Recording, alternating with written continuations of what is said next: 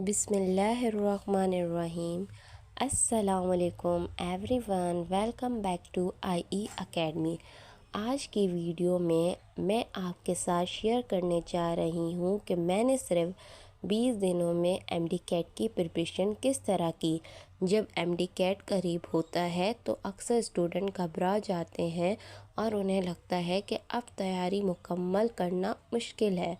मुझे भी बिल्कुल ऐसे सिचुएशन का सामना था, लेकिन मैंने हिम्मत नहीं हारी और अपनी डायरेक्शन को एक बेहतर डायरेक्शन दी।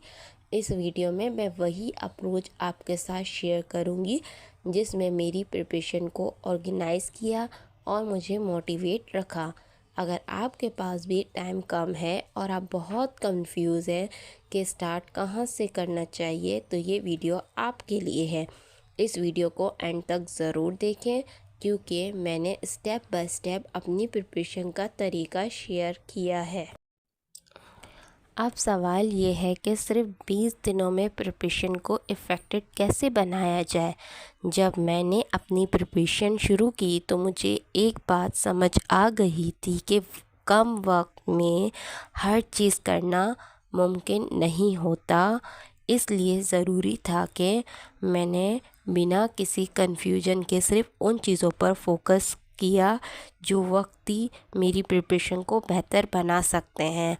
मैंने अपनी पूरी जर्नी के दौरान कुछ ऐसे की पॉइंट फॉलो किए जो हर रोज़ मुझे गाइड करते रहे। जब भी स्टडी करती थी, जब भी कोई डिसीजन लेती थी, यही जब भी मुझे लगता था कि प्रेशर ज़्यादा हो रहा है तो मैंने पॉइंट को याद करती थी। ये सिर्फ ऑर्डिनरी टिप नहीं थी, बल्कि ये मेरी प्रिपरेशन का रोड मैप था। इनकी वजह से मुझे हर वक्त ये पता रहता था कि मुझे किस डायरेक्शन में चलना है और किस चीज़ को ज़्यादा इम्पोर्टेंट देनी है। आज मैं ये तमाम की पॉइंट आपके साथ शेयर करने जा रही हूँ। शायद इनमें से कोई एक पॉइंट भी आपकी प्रिपरेशन को पहले से ज़्यादा इजी और ऑर्गेनाइज बना दे। और सबसे अच्छी बात यह है कि मैं इन सब पॉइंट को सिर्फ नाम की हद तक नहीं रखूँगी।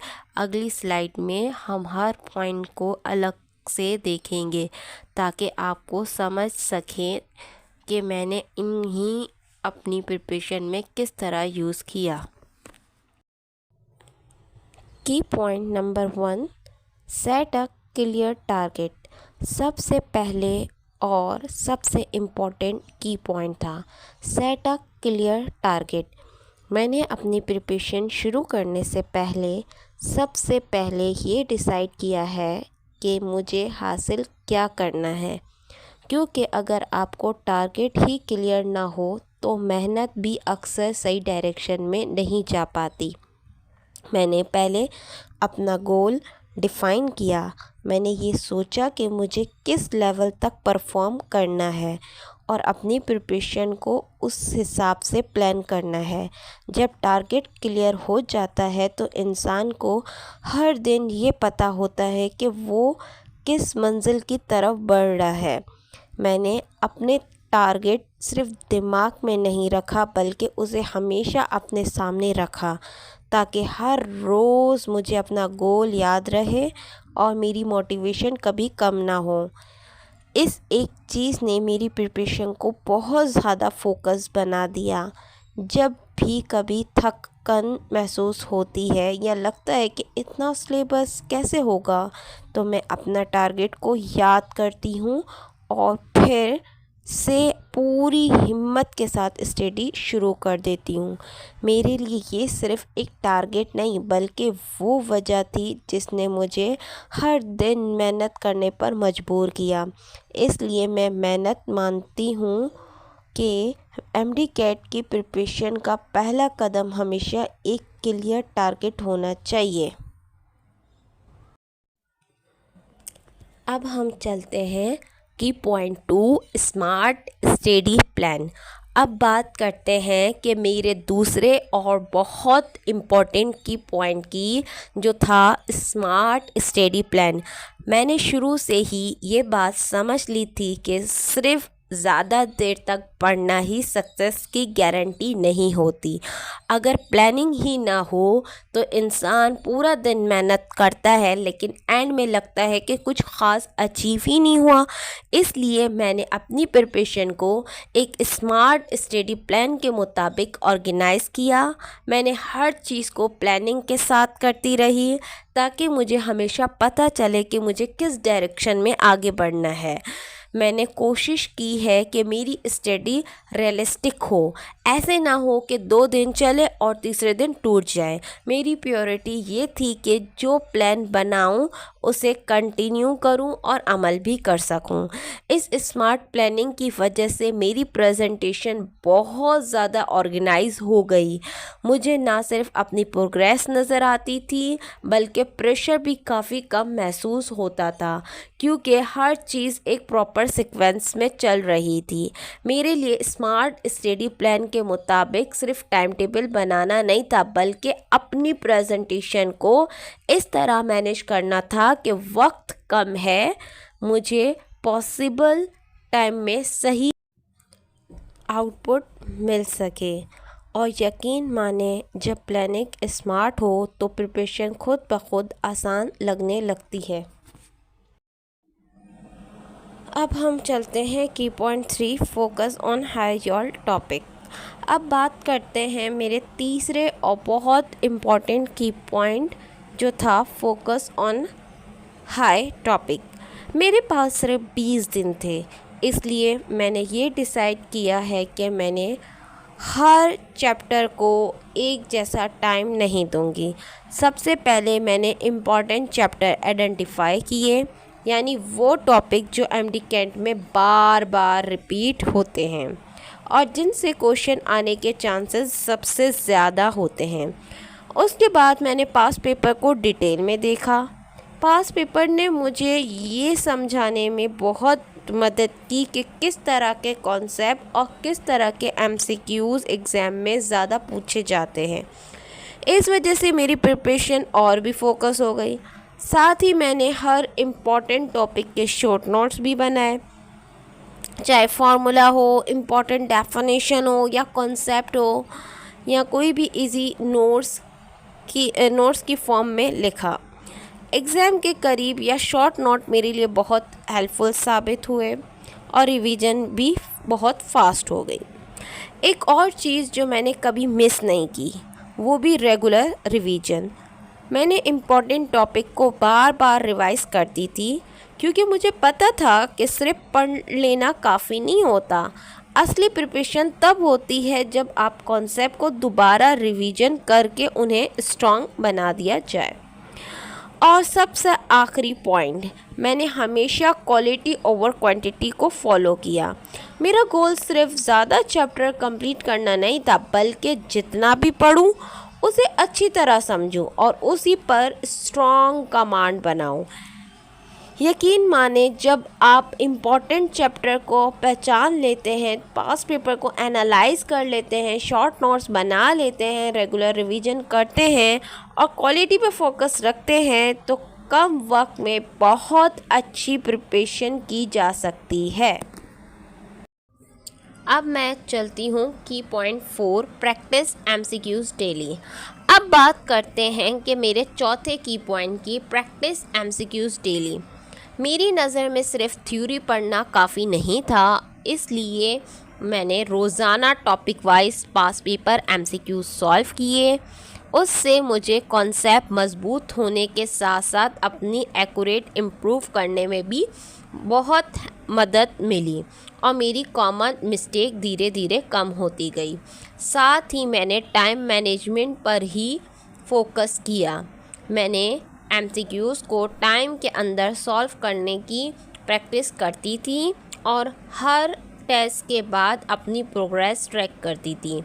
मैंने देखनी थी कि मेरी वीक एरिया कौन सा है और फिर उस पर दोबारा मेहनत करती। इसलिए डेली एमसीक्यूज़ ने मेरी स्पीड, कॉन्फिडेंस और एग्ज़ाम प्रिपरेशन को काफ़ी बेहतर बना दिया था। अब हम चलते हैं की पॉइंट 5 टाइम मैनेजमेंट। अब बात करते हैं कि मेरे 5वें की पॉइंट की तरफ। Time management. मेरे लिए टाइम मैनेजमेंट बहुत इम्पॉर्टेंट था क्योंकि सिर्फ 20 दिनों में हर चीज़ कवर करनी थी। इसलिए मैंने इम्पॉर्टेंट टॉपिक्स को प्रायोरिटी दी और कम इम्पॉर्टेंट चीज़ों पर ज़्यादा वक्त ज़ाया नहीं किया। मैं हर दिन का स्टडी शेड्यूल पहले से बना लेती थी और हर सब्जेक्ट के लिए स्पेसिफिक टाइम लिमिट रखती थी ताकि हर टॉपिक को उसका प्रॉपर वक्त मिल सके। साथ ही मैंने मोबाइल, सोशल मीडिया और दूसरी डिस्ट्रैक्शन से जितना हो सके दूर रहने की कोशिश की। हर दिन के एंड पर मैंने अपनी प्लानिंग को रिव्यू करती थी और ज़रूरत के मुताबिक उसमें चेंजिंग भी करती थी। उसी टाइम मैनेजमेंट की वजह से मैंने कम वक्त में ज़्यादा सिलेबस कवर कर लिया, ऑर्गेनाइज भी रही, प्रैक्टिस के लिए भी वक्त मिला और मेरा कॉन्फिडेंस और भी ज़्यादा इम्प्रूव हुआ।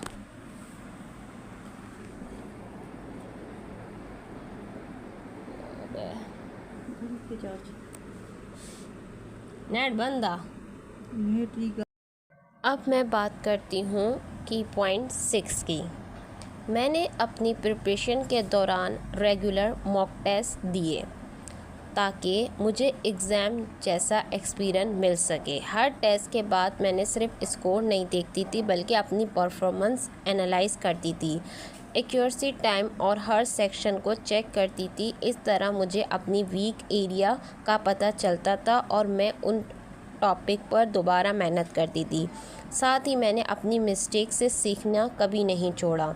मैं कोशिश करती थी कि एक ही गलती दोबारा रिपीट ना हो। हर हफ्ते अपने प्रोग्रेस ट्रैक करती थी और देखती थी कितनी इम्प्रूवमेंट हुई है। इसी हैबिट की वजह से मेरा कॉन्फिडेंस भी बढ़ता गया, टाइम मैनेजमेंट इम्प्रूव हुई और एग्ज़ाम के लिए मेरी प्रिपरेशन पहले से कहीं ज़्यादा स्ट्रॉन्ग हो गई। Bonus tip, do and don't, ठीक है। और आप आखिरी में आपके साथ कुछ बोनस टिप्स शेयर करना चाहती हूँ। ये छोटी छोटी बातें मेरी प्रिपरेशन में बहुत हेल्पफुल हुई और मुझे उम्मीद है कि आपके लिए भी यूज़फुल होंगी। सबसे पहले बात करते डू की। अपनी स्टडी टाइम टेबल को रोज़ फॉलो करें। हर दिन कम से कम 100 से 150 MCQ सॉल्व करने की आदत डालें। सोने से पहले अपने शॉर्ट नोट या इम्पोर्टेंट पॉइंट ज़रूर रिवाइज़ करें क्योंकि इससे कॉन्सेप्ट ज़्यादा देर तक याद रहता है। अपनी हेल्थ का भी ख्याल रखें। पानी ज़्यादा से ज़्यादा पिएं और 7 से 8 घंटे की नींद ज़रूर लें और हमेशा अपने वीक टॉपिक को पहले स्ट्रॉन्ग करने की कोशिश करें। अब हम 20 डेज़ की डेली रूटीन की भी बात करते हैं और अब मैं आपके साथ अपना 20 डे का डेली रूटीन शेयर करना चाहती हूँ। इस रूटीन ने मेरी प्रिपरेशन को डिसिप्लिन और ऑर्गेनाइज रखा। अब ज़रूरी नहीं है कि इसी रूटीन को फॉलो रखें, लेकिन अपने रूटीन को इस तरह बैलेंस ज़रूर बनाएं। सुबह में जल्दी उठकर पिछले दिन का रिवीजन करती थी, फिर टॉपिक पढ़ती थी जो टॉपिक पढ़ा था और उन्हीं टॉपिक के MCQ सॉल्व करती थी। दोपहर में लंच और शॉर्ट ब्रेक के बाद moderate topic, MCQs and short notes पर फोकस करती थी। शाम को रिवीजन, पास पेपर, MCQs और अपनी मिस्टेक को एनालाइज करती थी और रात में हल्का रिवीजन करके अगले दिन की प्लानिंग करती थी और कोशिश करती थी कि 7 से 8 घंटे की नींद ज़रूर पूरी हो। यकीन माने अगर आप यही रूटीन फॉलो करेंगे तो सिर्फ 20 दिन में आपकी प्रिपरेशन में बहुत बड़ा फ़र्क आ सकता है। अब हम जो है MD कैट की प्रिपरेशन में कुछ कॉमन मिस्टेक करते हैं। अब बात करते हैं कॉमन मिस्टेक की जो अक्सर स्टूडेंट लास्ट 20 डेज़ में करते हैं। सबसे पहली मिस्टेक है कि विदाउट प्लान स्टडी करना, दूसरी रिवीजन को इग्नोर करना, तीसरी MCQs प्रैक्टिस ना करना, चौथी मॉक टेस्ट स्किप करना और पांचवी टाइम मैनेजमेंट पर ध्यान ना देना। अगर आप इन पांचों मिस्टेक से बच जाएं, डेली रिवीजन करें MCQ सॉल्व करें, मॉक टेस्ट दें और अपना टाइम प्रॉपरली मैनेज करें तो इन 20 डेज़ में भी अपने MD-CAT स्कोर काफ़ी इम्प्रूव कर सकते हैं। स्मार्ट स्टडी करें, कांस्टेंट रहें और अपने गोल पर फोकस रखें।